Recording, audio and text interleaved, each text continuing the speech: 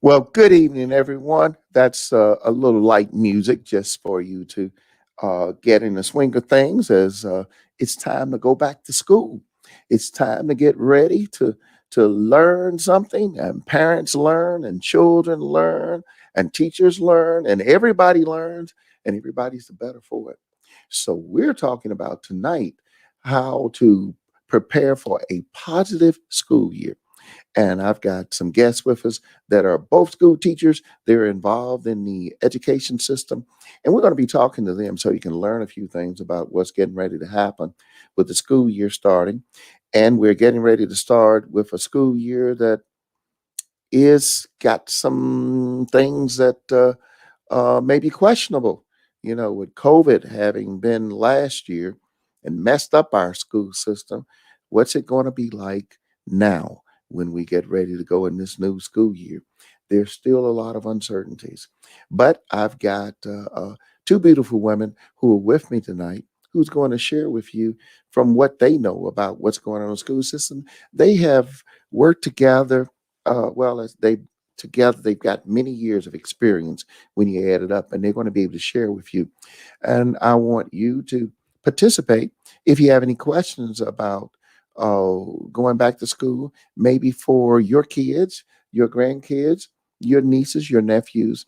They're going to be ones that's going to help you to figure out what you need to do and how we need to uh, prepare our children for school. So, and I'm going to bring both of our sisters on a little bit here so you can talk to them. And greetings to everyone that's out there watching us right now. Oh, go tell everybody else that we're online. Let them know. We'll be talking about the school system and what's going on with our kids. Let them know. And there's always something that's in every Monday Night Live for everybody, something new. Because for me, I don't know much about what's going back to school again, but so therefore I've got a lot of questions. And my grandkids are in school. So I want to know about that and want to know about how safe they're going to be and how is their education going to be impacted in this new school year. So you go tell everybody else, go uh, put it on Facebook, put it on Instagram, tell people about it, put it on your TikTok, put it on all the social media. And this is one way of the ministry sharing in other areas other than just the word of God so that you can be successful. As we're talking about being successful, preparing for a positive school year, you can do that. And on Monday nights, we will teach you and reveal to you so many other things that are good for you to know. As you know, on Wednesday nights and on Sundays, Pastor Jim and I are always teaching from the Word of God. So you can always get that. But I want you also to take advantage of the things that we do when we are offering you other ways of knowing what's going on in the world so you can be successful there too. Um, remembering now, Wednesday will be Bible study again, but the following Wednesday night, or is it this Wednesday night? I'm thinking the following Wednesday night, we're going to have Vacation Bible School. And Vacation Bible School is not only for the young people, but it's for the adults. I will be teaching at the church on next Wednesday. We will have a service in the sanctuary on Wednesday night, and that's going to be the beginning of Bible School. And then we're going to have Thursday night and Friday night. And then Saturday morning, we're going to have a big book giveaway so that we'll be providing school supplies. I think that's what we've got right here. Um, well, no, that's what we need for when they get ready to go to school. I'll show you that in a minute. But we've got a lot of things that we're going to be giving away book bags on this coming Saturday.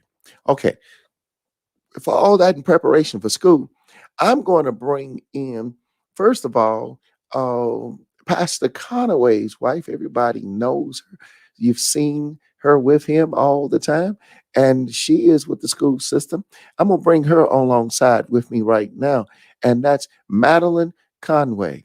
So, Sister Madeline, how are you? And just say greetings to everybody. Greetings to everyone. Good evening. God bless you. All is well. Yeah, and you're with the school system. How many years have you been with the school system?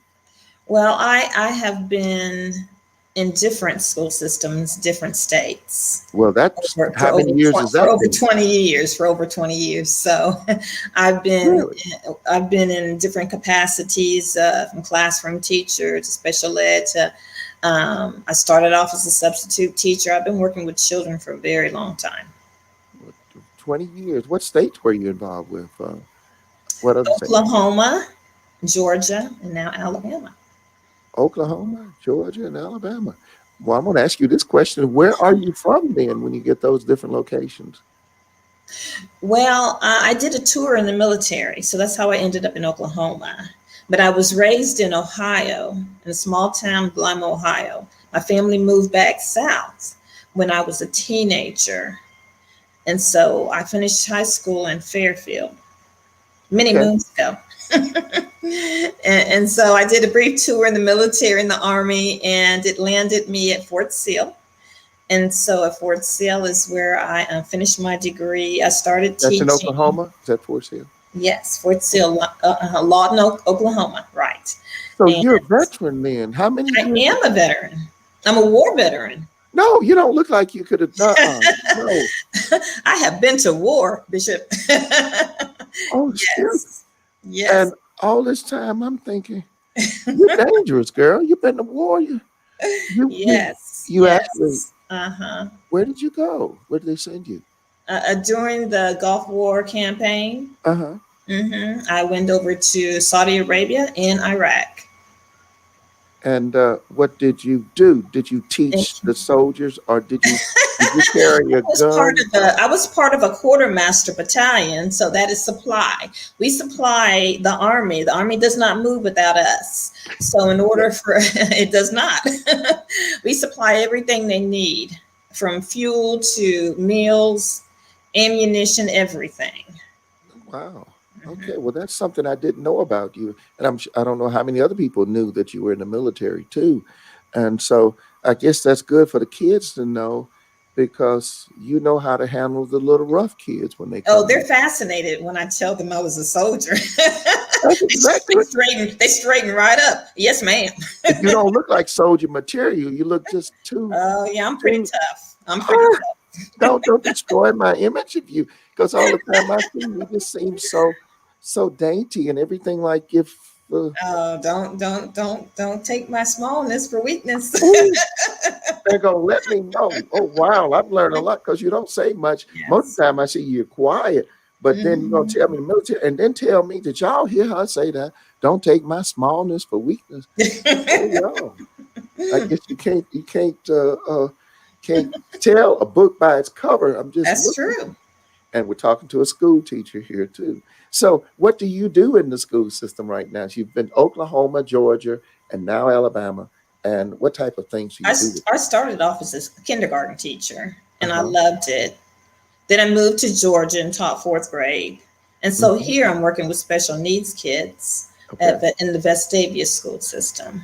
So Okay. I'm an instructional peer professional, which means I go into the classroom and teach alongside the teacher, the students that have learning disabilities Hmm. or low in certain areas. Not so much the children who have severe disabilities. I don't work with them, but I do instruct in the classroom, particular children. Well, I would imagine that might be a very interesting job. And how do you get those kids to pick up on things? And that's Mm-hmm. a challenge there. Um, Okay, well, we'll talk about that in a little bit, Okay. and then also we've got I'm gonna bring on board our own um, sister uh, Claudia Tucker, and everybody knows her for her husband Calvin, Minister Calvin Tucker, but she's intent on people getting to know her for who she is. Her Exactly. identity is not going to just be by her husband, and I That's guess right. it's the same thing I hear about Madeline too. She's in the military. That we're not going to let her just be known that she's the wife of Pastor Conaway, and Claudia is the wife of Minister Tucker, but she is also a person to herself. and she's got a little announcement that she's going to make for the congregation in a week or so, unless she wants to make it tonight.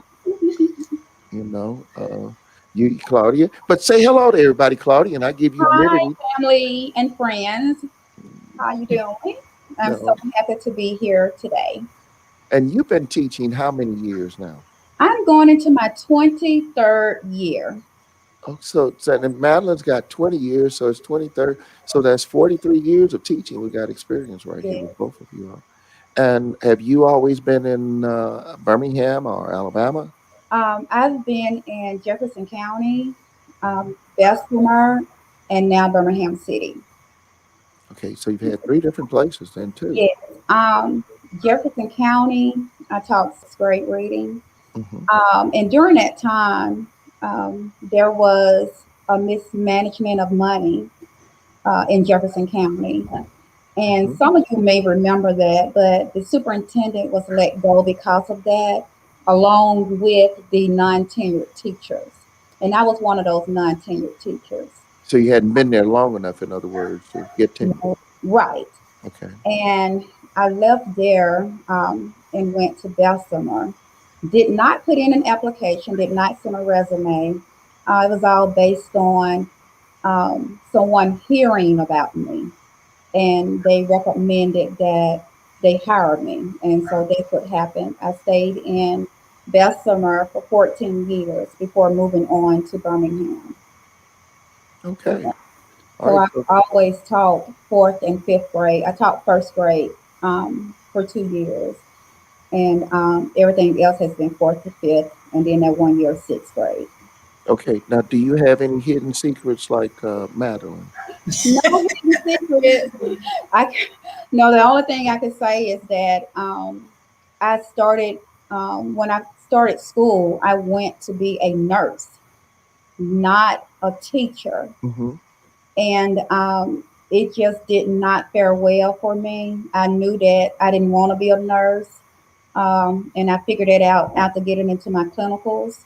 And I just stopped because my parents wanted me to be a nurse. And I asked God, what did He want me to do with my Okay. life? And He said, go teach. And so that's Hmm. what I have been doing. I set out that trail and I've been doing it ever since. And so for 23 years, you've been doing that. Okay. Yes.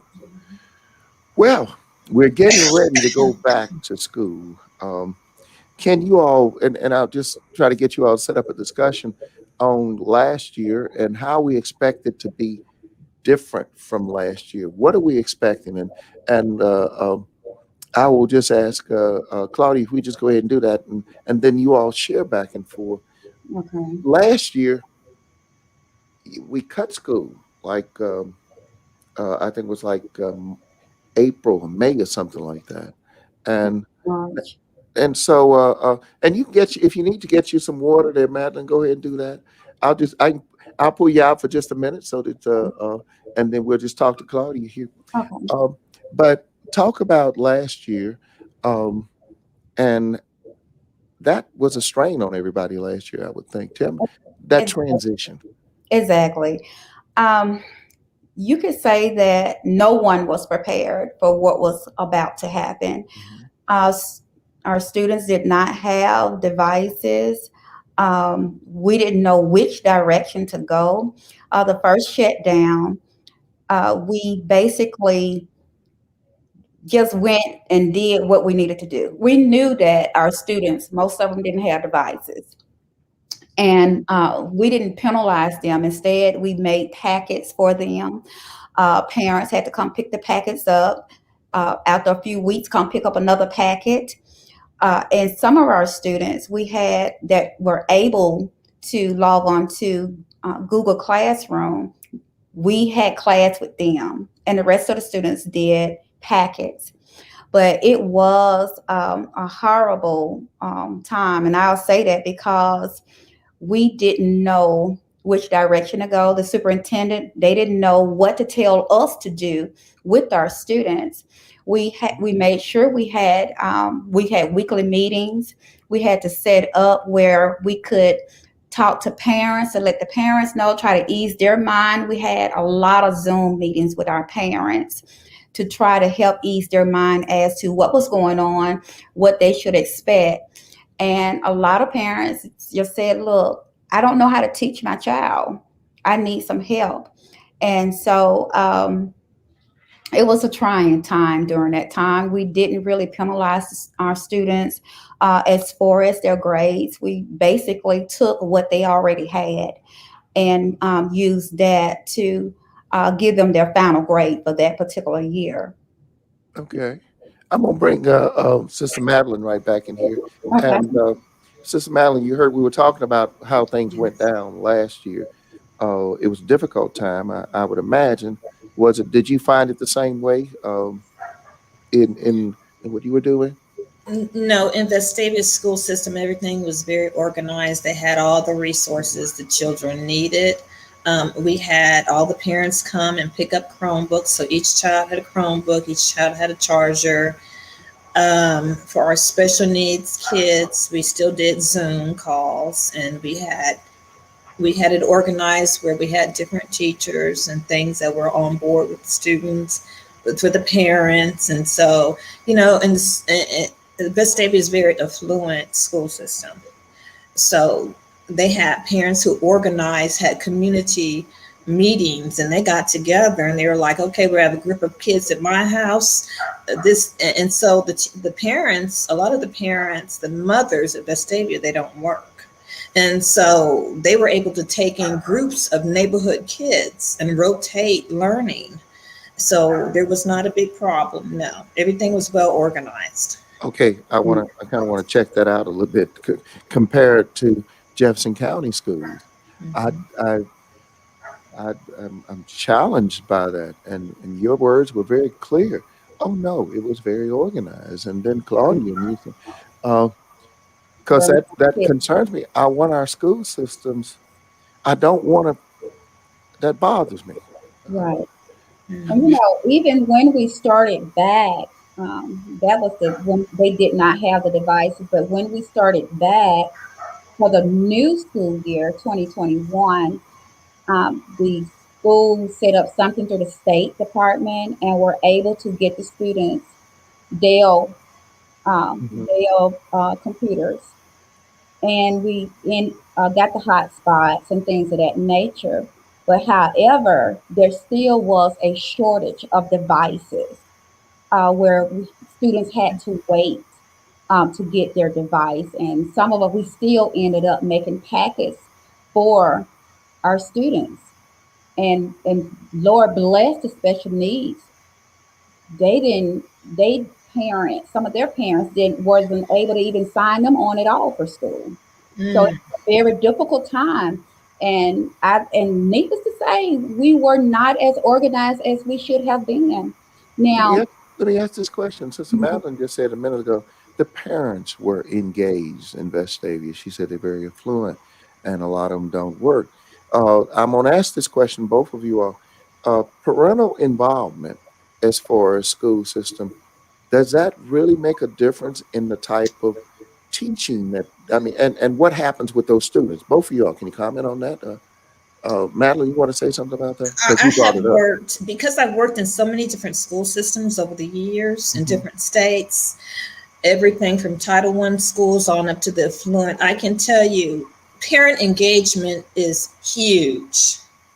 It's huge. Vestavia has a PTO system that's amazing, amazing.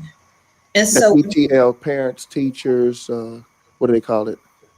parent teacher organization used to Okay, be a the PT. PTA. That's what we called it in other states, Yeah, PTA. that's PTA. Uh-huh. Parent teacher association. It makes a big difference, but we have to understand something, Bishop. There's a big difference between a family who has wealth and a family who's trying to survive, Okay. trying to put meals on the table. There's a book that one of my principals had our staff read one year that opened my eyes to this. It was by Dr. Ruby Kane. It was called A Framework for Understanding Poverty. Mm-hmm. And it opened my eyes because when I started teaching in a school in a low economic area, I couldn't understand what the problem was. But when I read this book, it helped me to understand that when you are living in poverty, your number one concern is just putting a meal on the table for your Mm-hmm. children. It's not about education. It's not about attending the PTA meetings. Mm-hmm. It's not about that. It's about just trying to survive. So that's when the community has to come. I mean, we have our work cut out for us. My heart goes out. I've been on all sides of this. Mm-hmm. And so just because I've worked in Vestavia all these years does not mean that I do not have a heart and a concern. And I understand. I What's the name understand. of that book? That book is by Dr. Ruby Kane, and what's the Dr. name? Ruby Kane. And it's entitled I what? mean, Dr. Ruby Payne, excuse me. Pain. Pain. It's called Understanding a Framework for Understanding Poverty. Okay. Okay. I want to write that down so we can have it so people can see it because they probably need to read this. Dr. Ruby Kane. Kane or Pain? Payne, Okay. Pain. Payne, I believe. Okay. It's been some years since I read that book, but Well, but it sounds good. And the name it's a of it is very good book. It's a very good book. Understanding Poverty. Is that A what it is? framework for understanding poverty. Okay. I just want to put that down here. I'm gonna put it on the screen so everybody else can see that a framework because that's good. And when you said when people just have to, they've got other things here trying to keep food on the table. Then, in other What words, we can't judge. That's what I okay. would say. We can't judge parents because until we walk in their shoes and we understand a single mother, for example, Mm-hmm. who has 4 children, she's trying to pay bills. She's trying to put food on the table. And it's not that she doesn't love, and sometimes she doesn't have an education. She may Mm-hmm. be a baby raising a baby. Okay. So we have to understand that when she comes home and she's dog tired, she may not want to look and see what your homework is. When I Well, taught in a title school, when I went to the new teacher orientation, I had one of the men tell me when I started teaching, "Oh, don't worry about giving homework. Don't give any homework because most of them don't even have the lights on at night." Right. I wow. had to challenge my children though, and I told them, I said, "Come to me if you cannot do homework. Otherwise, you're gonna do some homework." Well, But you you know, have that just says a lot about how we need to address what we see as inequality in our school systems Right. and how the yes, approach is not so simple, I guess, as how much money you put in behind it. that's right. There are other factors, Yes. and but I want to know what we could possibly do to make it better. But that's perhaps not that's out of the scope of what we're discussing. But we want the best education for our kids, and sometimes I guess you know uh, we just don't have all the answers there because I want our school systems to thrive, and as Minister Claudia was saying, I'm called Minister Claudia. I've done that several times. Mm-hmm. Kind of speak up on that and by accident, but it's not an accident. But as she says, that's something that I know the parental involvement from my dad having been the pastor, preacher, 43 years in the school system. And one of the things he said, you got to have parental involvement. Right. And so, some kind of way, maybe that's what we need to investigate how to make it easier for parents. And perhaps this program is one to let them know how to be prepared for this. Claudia, did you want to have any comment on that area we were just I speaking about? I ditto what Sister Madeline said. We need parental involvement. I am in a Title I school. That means that um, we rely on government funding to help us. Hmm. Okay. 100% of our students receive free lunch. Also, our students are living at the 97% of them are at the poverty rate, 97%. Hmm. Mm.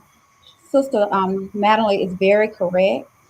Our parents, they need to be involved. Now, as far as the being in a Title I school in that low poverty rate, Mhm, when we have PT, we call ours PTA, Parent Teacher Association. When Mhm. we have our PTA meetings, you may see one or two parents. They will not show up. Mm-mm. They will show up perhaps if we have a talent show, uh, or if their child is in something, a special program. But when it comes to PTA as to how to support the school, because a lot of times through our PTA meetings, that's where you get your information, your wealth of information of how Mhm. you can help your child at home, things Mhm. that you can do to help them succeed. And our parents will not show up. mhm. And I think most of what our students need to know before we even get to the academics, they need to know, can I trust this person? And do they love me? Mhm. That's what some of our students, the only hug they receive a day is from that teacher. That's right. And so we have to make sure we build the relationship before we dig into the academics. Uh, the school that I'm at, our reading is like 50% below. Students are reading below level, and now it may be worse because of COVID. They didn't Mhm. have that guidance that they needed during the year. And so Mhm. parental involvement is very, very important. I try to, um, I call it bug. I bug my parents. I'm always calling them, always trying to get them involved so that they can see what's going on with their child. So Mhm. that's one thing as parents, in our community that we need to improve on. Well, I don't like to make excuses, and I don't like blaming people for things that we can do for ourselves. And Right. I think there's a lot of blame game that goes on around here. But because when I grew up in a situation where I was always told we can do things, and we didn't have to have somebody to hand us something. We could do it, and that's just the inspiration I have. So. I want to do whatever I can to help others who want to help themselves. But we can move on beyond that question. This book, I did find that, and so I could bring that up. So this is. Do you remember that, Madeline? Is that Yes. okay? And Yes. you said that's a very good book for Mhm. people to understand. And is it for educators? Is that or It's who should perhaps read this book? Yes, the staff read it, but it's for anyone who wants to understand some of the reasons why. Some of the reasons why. Does she provide answers to help us to Yes. remember? Okay. She according to Dr. Ruby Payne, she believes that the ways of getting out of poverty is through number one, education, and number two, marriage. Marrying somebody rich, get out of poverty. Well, that sounds pretty simple there. But Uh-huh. education is key. All right. Education is key. So we focus on uh, educating our children and allowing them to understand that they need a dream. They Hmm. need to dream higher and bigger than their circumstances they're in right now, especially if they're living in poverty. Right. That was something when I came up, it was always education. Education was the solution. Mm-hmm, And of mm-hmm. course, that's what I think every parent that may be watching us right now needs to keep in mind that education is critical. Right. Um, I'm old school, so when we got the education, nobody can take what you've learned from you, Right. what you That's get in right. your head. No, nobody can take it away. But let's go on and talk about. We were talking about the school year, how it ended, and what's it like, Claudia? Since what's it? How does it seem to be? We're structured right now to go forward, and between both of you all, Okay. just share that if you would. Mhm. Well, moving forward, Birmingham City Store School, August the 2nd, all students will be expected to be face to face. There will be no virtual learning, none whatsoever. All students will be required to be masked. Now, that's according to whatever the principal allows or whatever the standards that she set for the students. But at my school, all students and adults will have to wear masks in the classroom during the day. Now, students will be restricted to eating breakfast and lunch inside of the classroom because there's no way that we can uh, separate them by 3 feet. It was 6 feet. Now they're saying social distance by 3 feet. So we can't do that in the cafeteria that we have with all of our students. So they will be eating breakfast and lunch in the classroom. They will have their other activities such as PE, music, and art. However, that particular teacher will be required to keep students 3 feet apart. Now, when it comes to the academics, students will be using their laptops. We will have sneeze guards or plexiglass at each student's desk, and those students will sit behind that plexiglass and do their assignments. Now, the state of Alabama has set something up.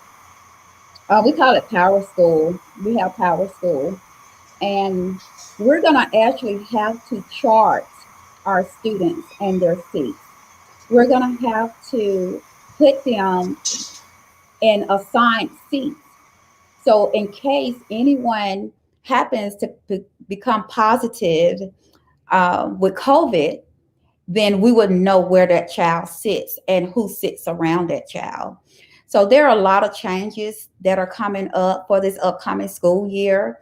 Um, we were told that there would be no way that the school will close if a child um, tests positive for COVID.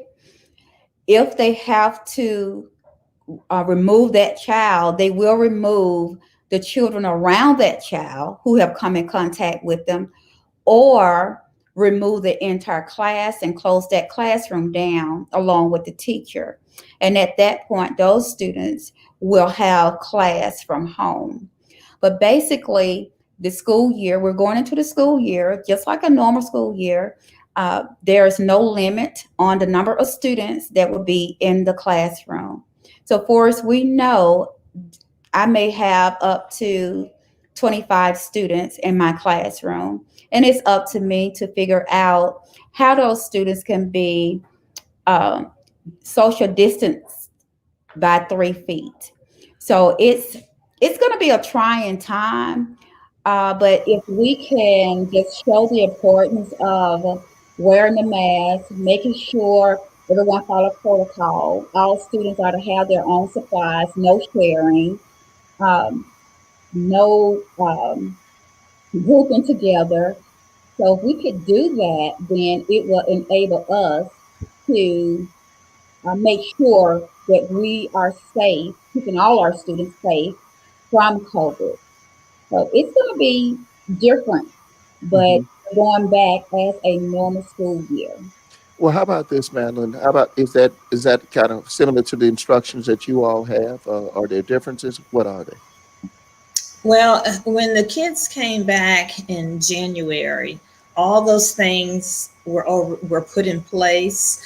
There's plexiglass on everyone. Well, let me go back a little bit. When the school year started, when the 2021 year school started, the majority we had a group that came back, a large group of students that came back starting the new year, and we had plexiglass on in every classroom. The kids wore their masks. They did a very good job, actually. We still had the remote learning going on. And so we had, now they were still eating in the cafeteria. And so, really, to me, in my opinion, it was like a revolving door. Kids in, kids out, kids in, kids out. 4 kids out of this classroom gone. Because when you're in a classroom setting in a school, there's really, honestly, I don't think there's any such thing as social distancing. No, it's not. When the kids went to lunch, they were all over each other. No mask, Hmm. no mask. And so they were supposed to sit them every other seat. That didn't work. Those kids would get up, running around, and kissing on each other, hugging on each other, no mask. On the playground, no mask. So to me, in my opinion, I'm saying that so I don't get in trouble. In my opinion, there's no such thing as social distancing in school. I agree. Okay, yes. And so not only that, but I Mhm. mean, people were still getting it. I got the virus, Mhm. you know, all of December. I was out of school. Although I only had symptoms for about 3 or 4 days and it went away, but I still had the virus and I was not going to go back until I tested negative. But Do you think it came from the school environment? what it would have to probably because Okay. I mean, it's really difficult. It's really difficult. But I can't say that for sure. It could have, I don't know. But the kids wore face masks. Everyone was wearing face masks. We had the plexiglass, but people were still getting sick because if it's in the air, the plexiglass will float all over the place, and then the students can't. They were sitting crisscross applesauce for morning classroom time, but they're sitting right beside each other. Well, Right. let me ask you as we're going forward, uh, is it any different this new school year than what it was last school year? No, because the numbers are going back up, and now ages 0 to, I think they said in the state of Alabama, 50,000, over 50,000, uh, ages 0 to 17 have the virus. Right. 50,000. So the numbers are going back up. So Do I Right. I have an option? anticipate it's going to be the same thing. Now, what we did was our kids had a Chromebook that they took home, and I'm sure they will this year take them home every night. They're responsible for, so just in case something happens, we should never say schools are never going to be closed again. Right. We Right. can't say that. Okay, wait. Hold on now. God has the last say so on that. Yeah, but wait a minute. I I want to make mean, sure. Wait a minute. So you've been told the schools won't close. Is that what y'all been told? I've been told. Well, I yes, haven't the heard anything district, our about it. district has said that. Okay. What was that, Claudia? The district that I'm in Uh-huh. has said that we Okay. will not close. Okay. Well, that I guess like Sister Madeline just said, I guess God determines that. So we Exactly.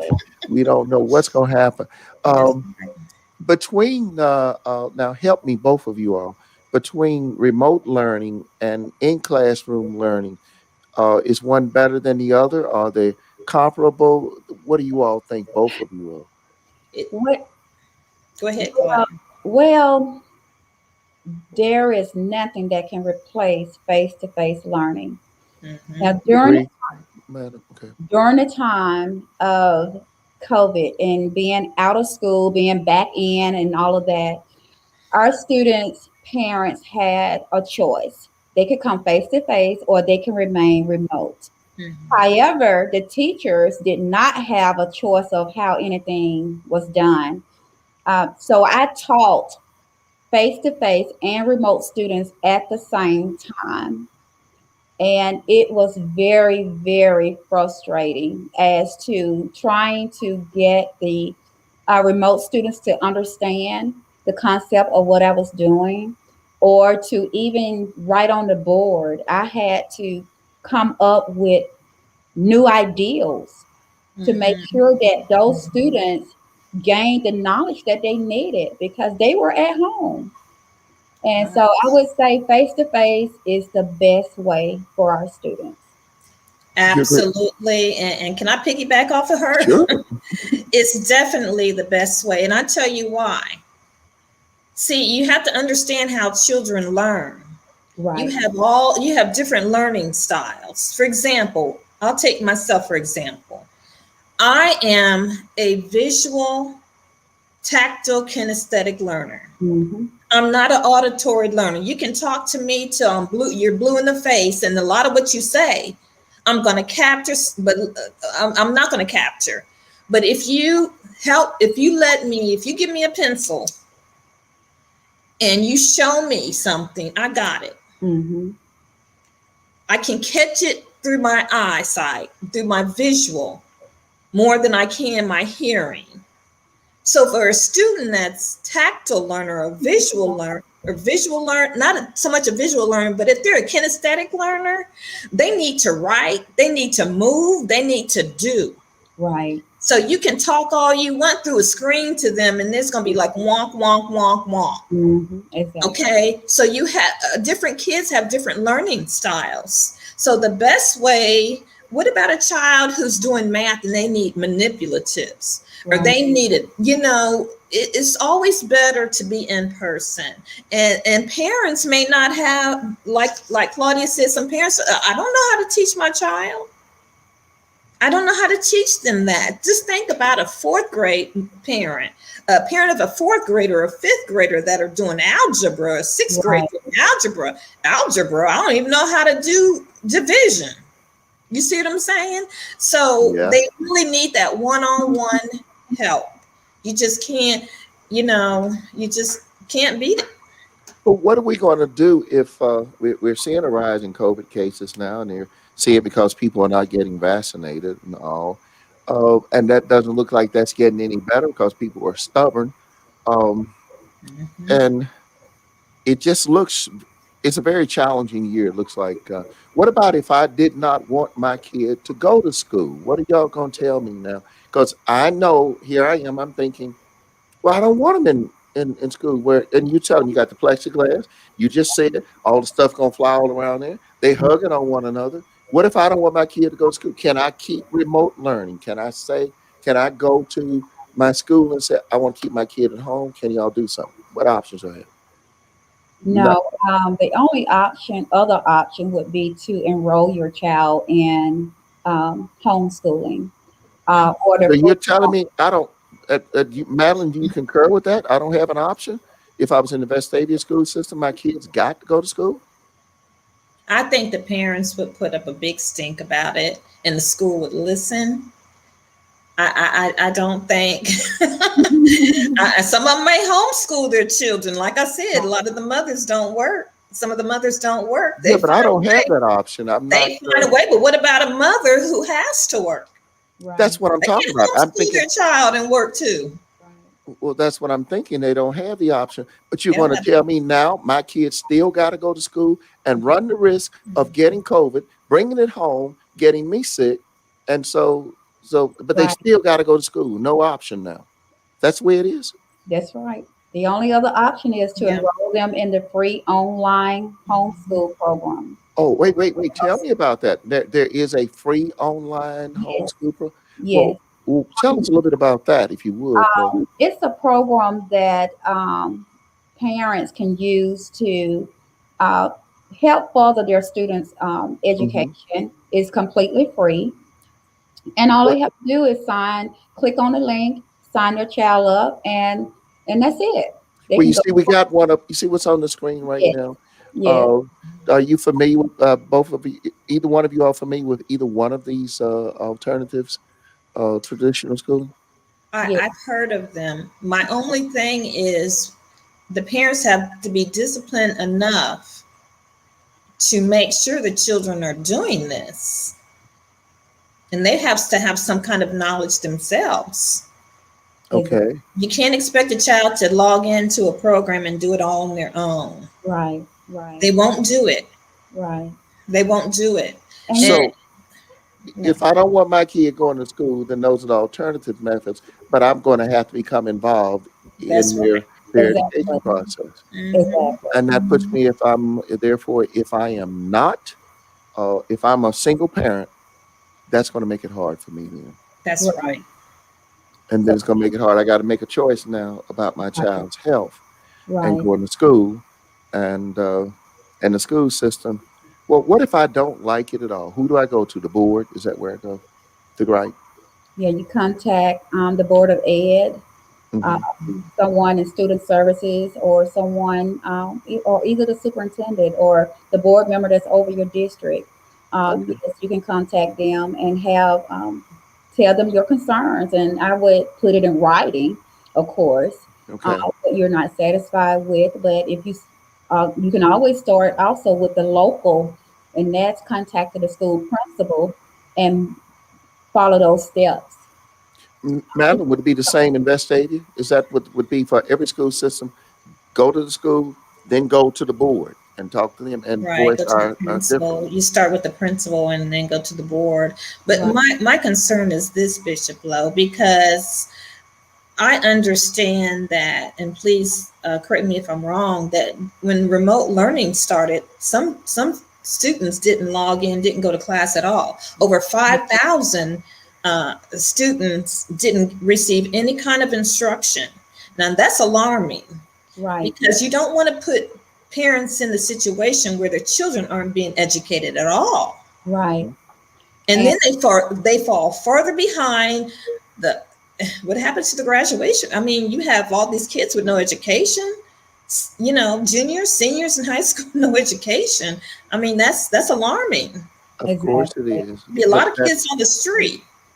I Exactly. know, and that's what I'm saying though. But circumstances of such, we have got to inspire our kids to do Mhm. for themselves and to Hmm. recognize that they can make a difference in their own life. But they've got to be inspired to do for themselves and not told they cannot do. They Right. they can do all things through Christ who strengthens them. But okay, but I wanted to know where I would go, and I want to say this. This is a plug I always make. Birmingham's getting ready to decide on the school board, Mm. and that means we need to know who we're voting to be on that school board. So if the school board's telling me I got to send my kid to an environment where I don't think it's safe, I need to know who those people that are going to make those decisions, and I Mm. need to vote the right people in there because we got a choice. And I'm telling everybody, I keep telling you the importance of your involvement, your vote. Your vote counts, and you need to know who you're voting for. And of course, we got a brother that's running within our own church, Brother David McKinney, and he's running. You got him there. You go talk to him and find out if where he stands, and you need to do that because I don't like the idea of being subject to people that are making decisions, and I don't have a I have what is it um, taxation without representation. I Right. want to do that, and I don't like people that don't know who they're voting for anyway. You need to know. So anyway, I got my 2 cents in there. Let's go on to something else here. Um, what do we need to do to prepare our kids to go back to school since it's we know that this environment's like that? What do I do? Don't take your mask off. Keep. What Right. do we do? And that was one thing I was going to say. It's good if parents would just practice, let your practice with your child, Hmm. uh, go throughout the day, let them practice wearing their mask, even show them the appropriate way to wear it, Hmm. because they don't know how to wear it correctly. A lot of times, students, their masks are too big, or they're not made for them. They're the adult masks. I Right. would say make sure you invest in some masks for your student. Um, Let them practice, show them the proper hand washing techniques, and remind them that they need to keep their hands washed. Make sure that they don't eat or drink behind anyone else. Our babies, the kindergarten, first graders, second graders, they will do that. So we want them to know that that's not allowed. And just talking to them, because a lot of our students are going to have anxiety Yes.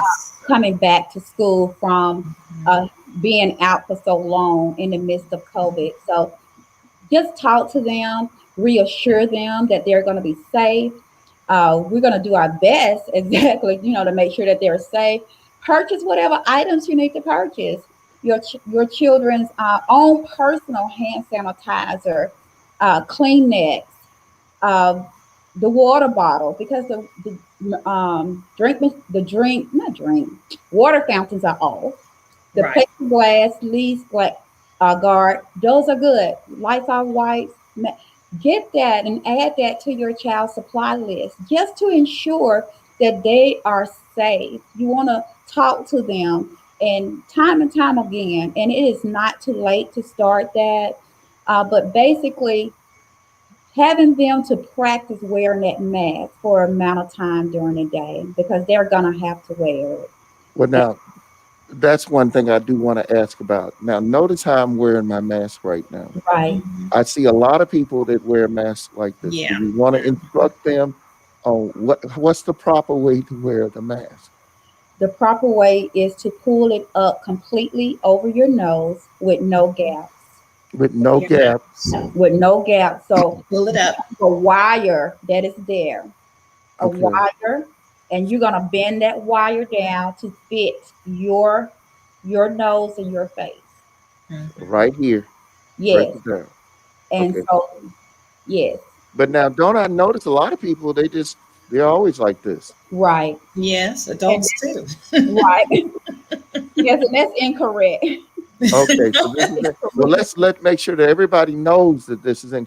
So I can wind up getting the virus through my nose, really. So Right, right. okay. And please understand that when the media whomever says that students or children don't get sick or that sick from COVID, please protect your children. I've Yeah. had children, students in my class who had become sick with COVID. So please, Hmm. your first sign of a fever, keep them home. Keep Yes. them home. First sign of a fever. Even if um, don't give them, because some parents make the mistake and say, well, I'm just going to give them some Tylenol and I'm Mhm. going to send them on. Mhm. No, keep Mhm. them home. And that will protect your child and protect everyone else.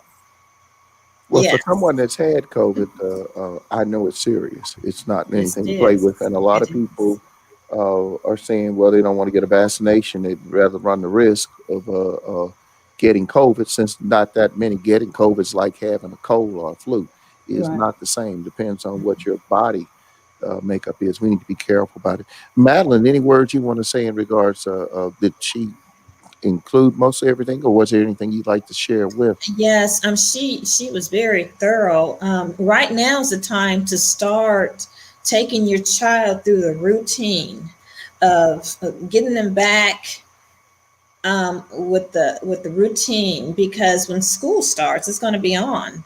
So right now is a good time to start making sure that they understand the hand washing. Make go with them and tell them, listen, you're gonna sing the song, the birthday song or whatever, and you show them how to do it. You demonstrate it. Don't expect them. They'll go in there and just do a little something and come out. No, Right. you go in there and you say, this is how it's done. And also, when you're going back to school with your kids, and Claudia mentioned the anxiety, and that's so true. But we have to understand as parents that kids will pick up on our demeanor about certain things and they listen to what we're saying about things. So if we're running around the house all anxious ourselves, how do we think they're going to start the new year? I mean, the new school year. So we have to make sure that we're trying to stay positive at home. You're going to be safe. Pray with your children. Now, this is something I did with my children. Our children, when they were little, we never let them leave the house without prayer. We meet at the door. Everyone has their backpacks. Make sure you have this. Make sure you have your lunch. And then we'd say a prayer as a family. Cover them.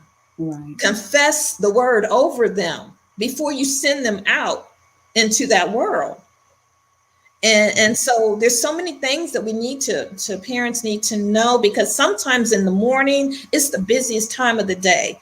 Do you have this? Put your clothes on. We're running late. I got to go to work. But we have to take a moment. Okay. And what I suggest to parents too is start getting ready for school at night. Right. Kids put out their clothes, whatever they're going to wear. Go ahead and pick your outfit out, put it on the end of the bed, put it on your dresser so you're not rushing. Where's your toothbrush? What do you need? Plan it out. Put your kids on a schedule. Okay, what are we going to do? When my children came home from school, the first thing we would do is sit down in the living room and have what I call a powwow. So Right. we just sit in the living room, crisscross applesauce, and I say, how did your day go? Tell me something positive that happened. Right. And always leave, I have to say this, always leave the communication channels open for your child. If your child is anxious or scared, let them, they need to voice that. Right. When they come home from school, I didn't have a good day. Okay, can you tell me about it? The communication has to go both ways, and parents have to listen, Right. because it hurts my heart when I think a child needs to cry out, but there's nobody to cry out to. There's a lot that happens at school. It There's a is lot. We a think, oh, lot. we think we're sending our child to the most wonderful, wonderful place in the world. And Yeah. it is a wonderful place. And for some children, that, like Claudia said, that is the only time that they get love. I used to have to keep socks, gloves, coats, Deodorant. brush. I used to have to do hair. Mhm. I have to wipe noses. I have to keep a snack. I have to do all that for my children. And so we just need, as parents, we need to be encouraging. You don't want your child to leave that house mad, Mm. discouraged. You got into a fight. No, keep it positive. Keep it positive every day. Even if something happens, say, okay, let's regroup. Yeah. I want you to have a beautiful day. I want you to have so much fun. So it has to be positive communication at home, and make sure, limit their time in front of the news. If there's nothing but bad news on, they don't need to know that. They don't need you to run around yourself as a parent saying, oh my goodness, the numbers are going up. Everybody's going to have COVID. No, say, baby, if everything's going to be okay. If you don't feel well at school, you call mama. Go to the nurse's office, have her take your temperature, okay? You're going to be okay. You're going to be all right, you little do. Oh, wait. You're going But, you're gonna be fine, baby. It's okay. You're well, gonna be fine. I think it's good that you're telling them. I think it's important, since they've got to go to school, to Right. tell them the routine to look Right. out for themselves, Right. to That's stay right. safe. Because again, every parent needs to recognize that these schools are, like daycares, incubators for all types of things that go on. Ooh, yes. And Yeah. so to tell my children, go to school, but wash your hands, do the type things, that's not only protecting them, it's not only protecting the friends that are around, but it's protecting our own household. Exactly. Now, what Exactly. you all are talking about, you're talking about the difficulties of being a teacher. I think the average person doesn't realize just how stressful and how the challenges that you all face. As I'm hearing Madeline, the military person, go woo, woo, woo, woo, woo, woo. Sound military was to get all in it. But I don't know that many people understand what it's like in being a teacher, because you have many different challenges. Suggesting to them how to take care of themselves in there. Would there be any other words you would share with parents preparing their kids for getting ready to go back? Other important things they need to know, other than what we just mentioned, health wise. Well, I was going to mention social emotional learning. The district has implemented that. Um, Social emotional social learning. What learning, does that yes. mean? Social emotional learning is when we teach students a lesson each day, how to deal with their emotions, how to deal with their feelings and things that is going on with them, just like the anxiety that I mentioned.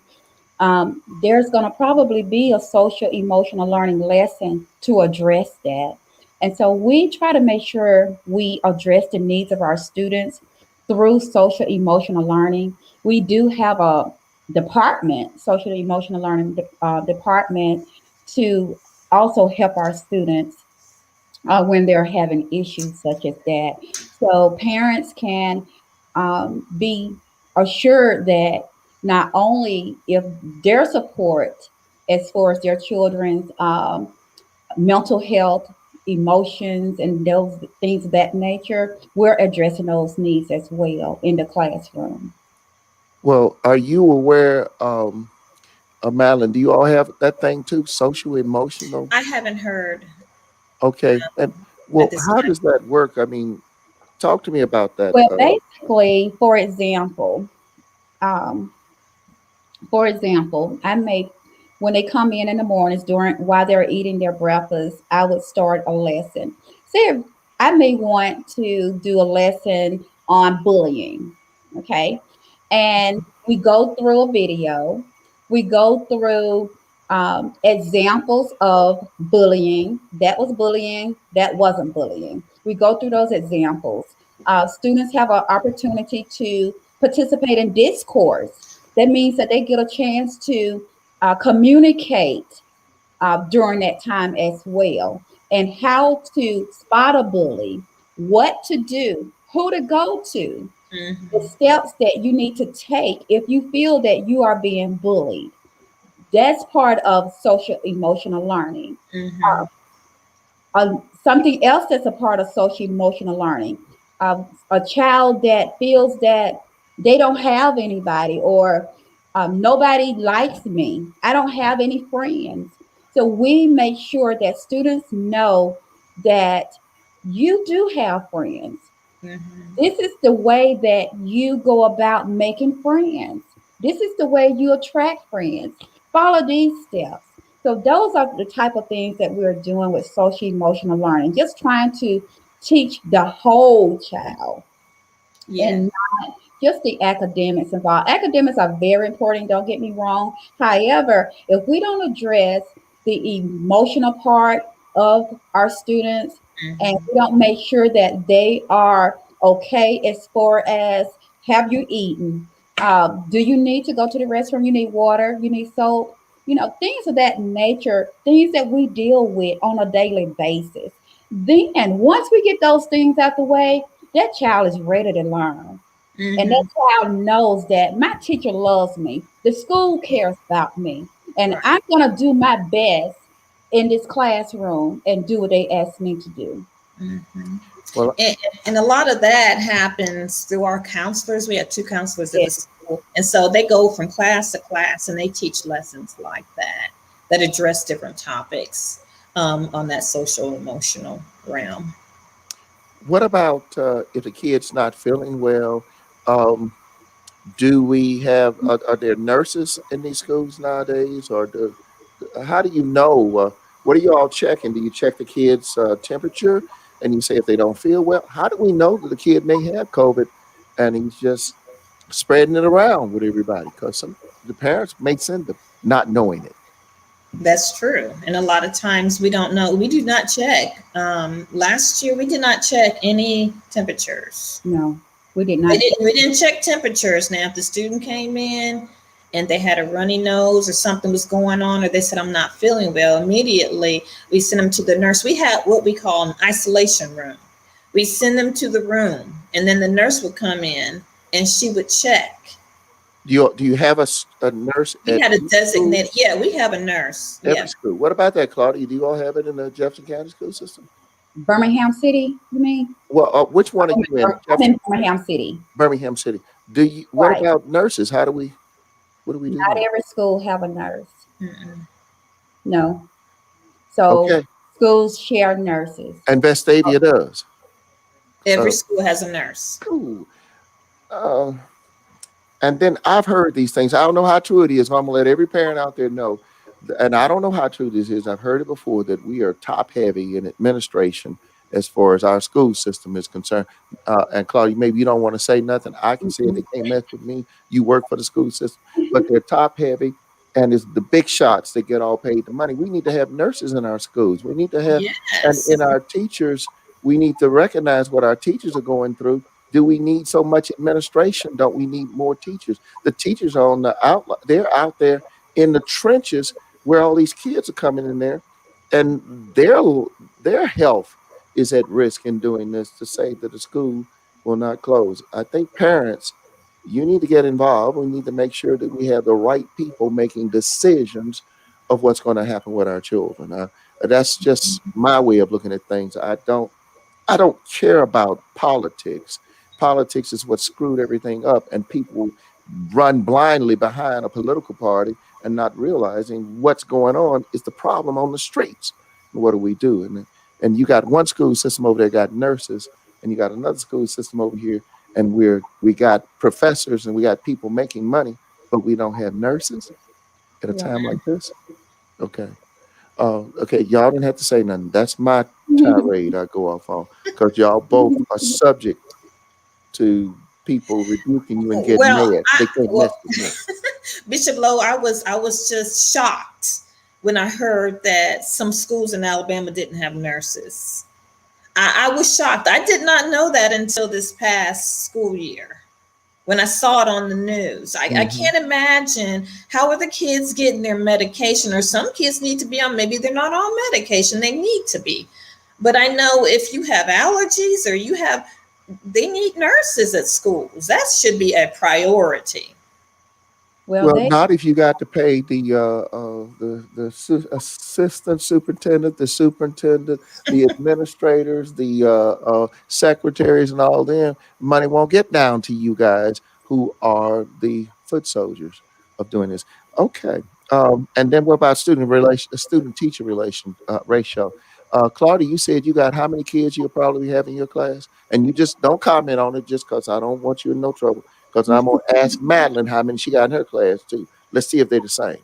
well, Claudia, I'm probably gonna have close to 25 students. Madeline. Our school classes range anywhere from 21 up to 23, 24 children. Okay, so we've got just a little bit more in our Birmingham school, maybe because we got more students and maybe we got less teachers to be able to do it. Okay. Um, Now let's see if there are other questions. Maybe some others have questions out there online, and you can do that too. Here's one question Dr. Brown asked: what are the difference between the public schools and private schools as far as returning to the classroom requirements? Can either one of y'all speak to that? The differences between the two? Or do you know?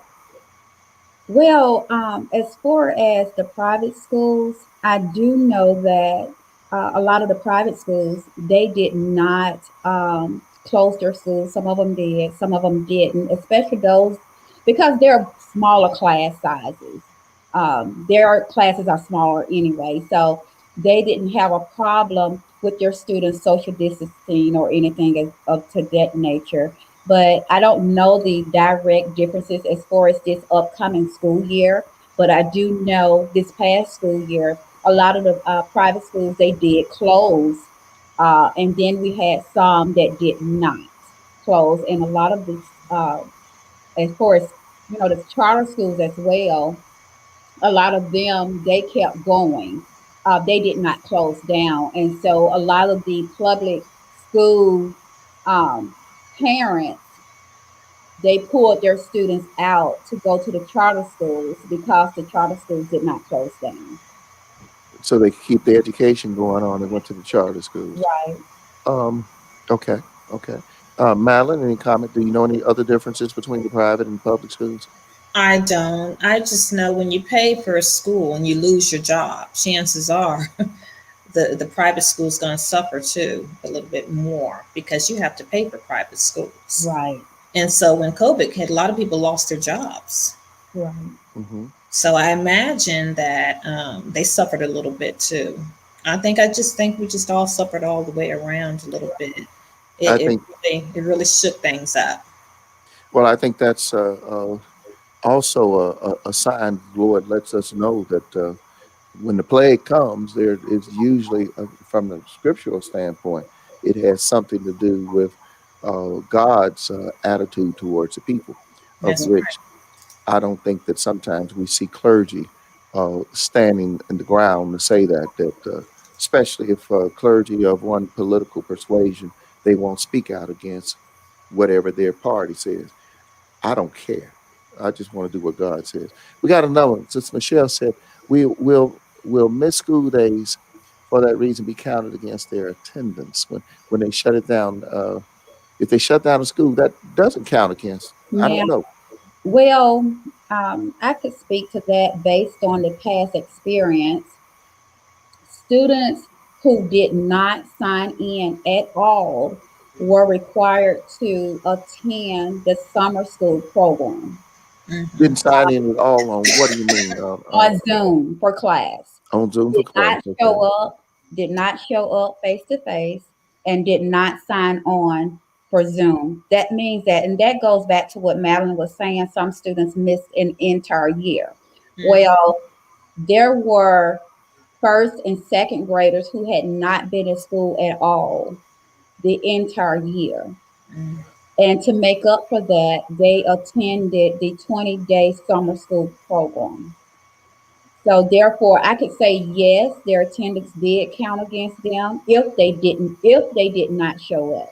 If they didn't come on to what the school If, provided as an right, alternative, then. right. If they did not show up at all, Hmm. okay, it counted against them. But if Johnny showed up 3 times a week and missed the other 2 days, well, it didn't necessarily go against him. It just went on record saying that he was out, but there were no consequences for that. Hmm. Well, with this COVID issue, I am just not so confident that I know education, I believe that education has taken a hit with COVID. I mean, all of it came in there and it slammed everybody down. I mean, everything has been hit as a result of it. And it looks like we're coming to a new normal, which we may have to live with this thing because if people are not going to get the vaccinations, then it's going to continue to be out there. It's Yeah, going to go another year and maybe another year, and it might wind up being just like the flu. And I don't know what this means for our education system. I'm a little concerned about it. And knowing the work that you all have to go through. But one thing you did get this time, I think, state of Alabama did give the teachers a raise. Is that yeah, correct? yeah, Yeah. Yeah. Now, yeah. uh, I wasn't so sure I was in agreement with that. I mean, well, they weren't even in school until I talked. I think I remember. Uh, Maybe it was you, Sister Claudia, and other school teachers.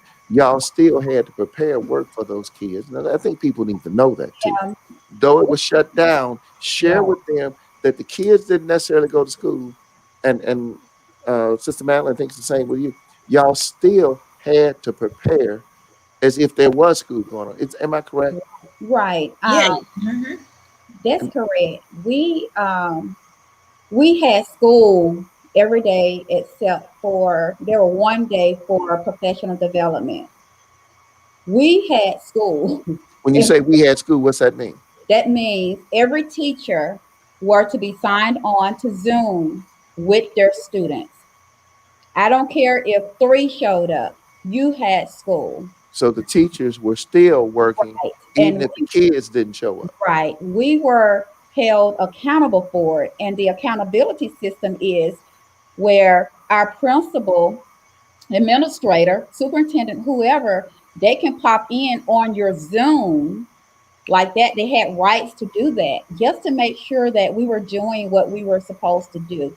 So we taught. I mean, I worked even harder doing that than I in the regular classroom. It was hard work because you have to make sure you are able to get the students to understand what you expect them to do. So we work, work, work. So yes, we work. We deserve that raise, Bishop. Okay. Madeline, you want to speak to that? Well, in Vestavia, what they did was when the kids started coming back, they had certain teachers, all they did was remote learning. They had an empty classroom. So all they did was take on the remote learning kids. So all the Hmm. regular teachers that were here that had students in the classroom, that's all they did. They weren't doing double duty. So if you were doing double duties, kudos, Yeah. hats off to you. That's that's wow. Wait a minute. So wait a minute. Let me make sure everybody understands. Claudia, so you did remote and then classroom. Yes.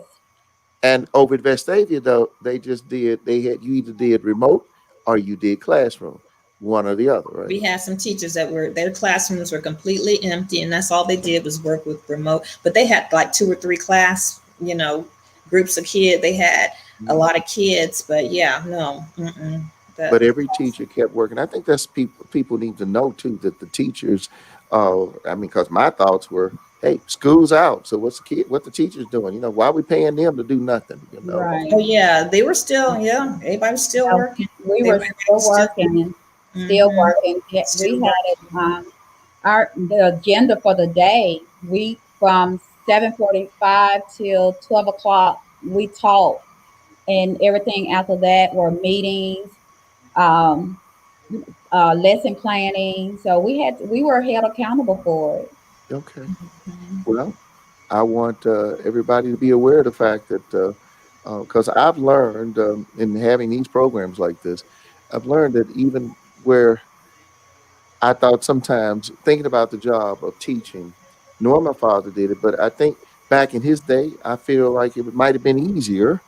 Maybe not, but the kids y'all deal with nowadays, I think of a different breed. Yeah, So yeah, definitely. and you can't do anything to kind of force them to do anything. Back in my day, we got paddled if we Right, didn't do right. Oh You yeah. know? right.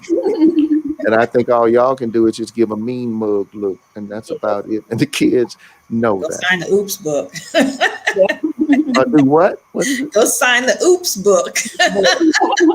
One of I the had heard teachers in the school had a book. It was the oops book. So when you did some oops or something, you had to go sign the book, and you get so many signatures. They call your parents. All it. kinds of ways. Okay, okay. All Yes. right then. Well, let's see. And if we have any other questions from anyone that's out there in the audience, and anything else that we might want to address as we get ready to conclude here, sisters.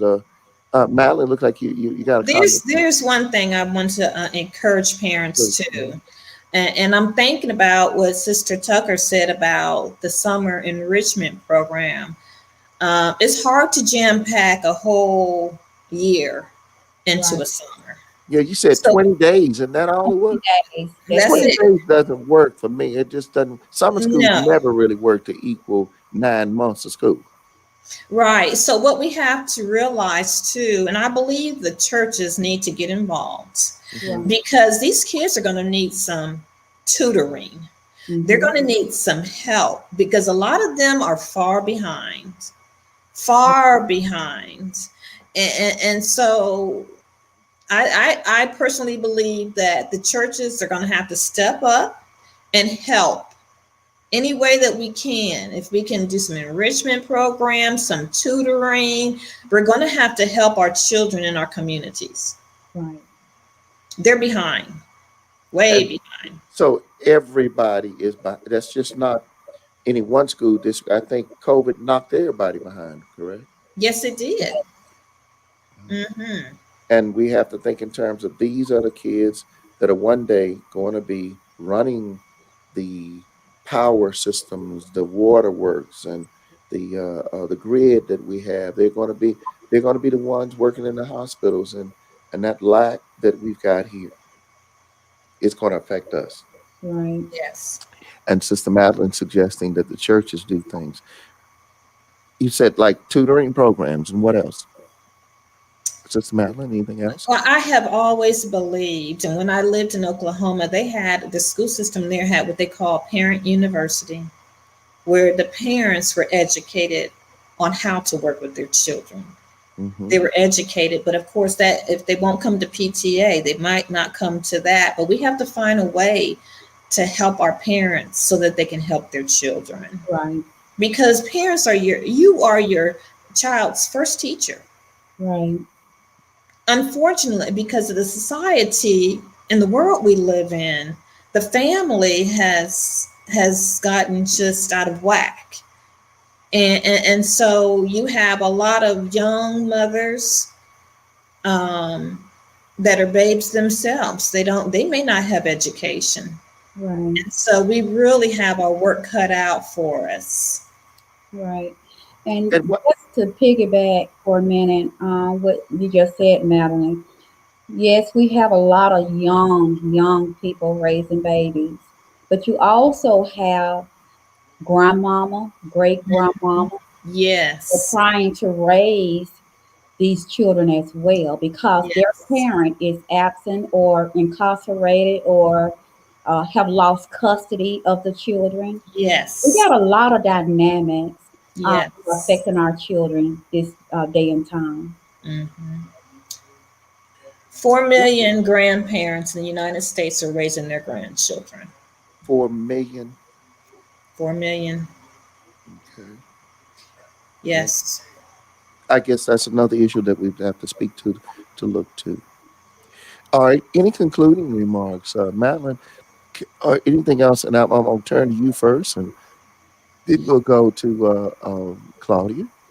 I just like to encourage all the parents that no matter what situation you find your family in, there's always hope. And the Bible tells us that our hope is found in Christ Jesus. There's nothing that's impossible if we let God lead and guide us. You know, you can be a single parent and not know a whole lot about managing your children's school year, but reach out. Reach out. The church is a good place to start.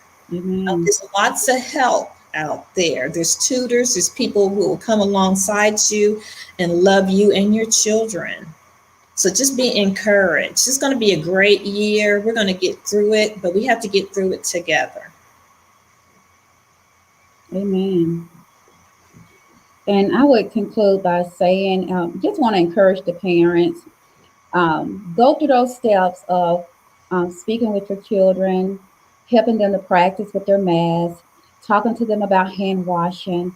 Encourage them and just love on your children and let them know that you're there for them. Let them know that it is okay.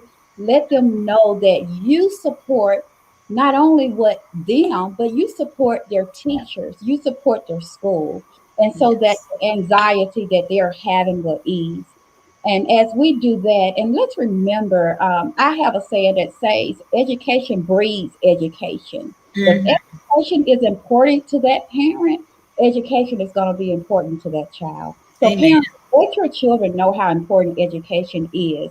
Hmm. No one can take that knowledge from you once you have learned it. So we want to raise them up in the way that they should go so they will not depart. And even if they do, they coming back. And That's so we just want to continue to keep our children lifted up to the right. Lord so that He can help us and guide us and give us that wisdom and knowledge as to what to do and how to raise our children. We got to go back to the basics. That's Go right. back to the basics. Go back to the Word of God. Yes. All right. Well, with that, Claudia, I do want to ask you one thing. Are you still tutoring at the church? Are you still doing that? I well, yes, I am. I haven't had. I've had only one person to inquire that needs tutoring services. Hmm. But yes, still tutoring. Okay. So then I want everybody to be aware of that too, that she is doing it. And before we close down, I just want to kind of lead us all in prayer for our school that's getting ready to get started, Mhm. and we want to do one thing that we as a church in the kingdom of God can do to make a difference, and that's to call upon the Lord to be involved, especially with our children. Um, Yes. and we can do that. And I think one of you all said earlier, we need to pray over Madeline. Sister Madeline said, Mhm. pray over them Yeah. uh, every day before they go into school. Hmm. I think that's an excellent thing, and Yeah. especially at times like this, Yeah. since nobody nobody can do anything about what COVID is doing. Right. That's COVID doesn't matter what persuasion you are. You know, it's a disease, and it doesn't care whether you're black, white. It doesn't care whether you're Democrat or Republican. COVID is getting everybody, and right. we need to pray for the grace of God to keep us protected. So, Amen. Father, in the name of Jesus, I thank you right now for the education that we've had from these educators that are telling us about what we need to do as far as the school system's concerned, and as how to prepare our kids so that they can have a successful year in school. Though it may be difficult, Lord, we know that even though challenges may come, we can overcome those challenges, that there's no weapon that has been formed that can stop us. We have to remember our strength comes from you. All of our hope comes from you. All of our help comes from you. All of the things that we need come from you. And we'll never be defeated as long as we recognize you are our Lord, and we will do all things because you are for us and who can be against us. So we pray for every student going back to school now. And I pray especially for the teachers, Lord, as the example of teachers that we have here, that there are more like them in the school system than there are those that have no concern, that are just doing a job. That these, my sisters, I know are dedicated to serving the community and the children that they teach. So, Father, I pray there be more teachers like that, and that we will make it through this, and every family will know that they can because you will cover them and protect them. In Jesus' name, now I thank you Mhm. for our teachers, and we ask a blessing upon every student getting ready to go to school, and may the parents get involved to help their children be successful. In Jesus' name, Mhm. amen. Amen. I want to thank Amen. both of you all, and want to thank, of course, everyone that's chimed in here to uh, uh, to do this. Spread this around, as I've said before. Go out there to YouTube, is where these are going to reside, and just click on the link and copy it and put it over because more people need to know. And if you got parents that you know that don't seem to recognize or they don't seem to be like you think they ought to be, send them the link. Let them at least maybe look at it, and maybe you can help them understand the difficulty that teachers have. Um, it is a challenge, and I'm glad to know that we've got two faithful teachers like Minister Madeline, Sister Madeline, and Sister Claudia. So thank you all both for being here with us tonight. Thank you. And I will be seeing you all. I know I'll see Claudia, Yes. and sometime I do see you also, Madeline. But we know your first regard is you gotta be right there with your husband with what's going on. Yes. So, and I think Thank you for having us. you've Yes. been a wonderful blessing for him. And so we've had fellowship recognized tonight, and we've had Guiding Light recognized tonight, First Lady of Fellowship Bible Church, and glad to have her. And Sister Claudia Tucker, she's going to want to change her title in a little while, but we'll have to let her tell you that. And so I don't give you any hints of what that's all about. And her husband, Minister Calvin. And thank you all both for being here with us. Thank And I will see everybody else now. We will be seeing everybody else on Wednesday night, and we'll be carrying on our journey on the narrow road. We'll see what the Lord is saying to us and what more we're going to be doing. So until we meet again, you all remember this one thing: you were created to excel and not fail. That is your divine potential because you've been created in the image and likeness of God.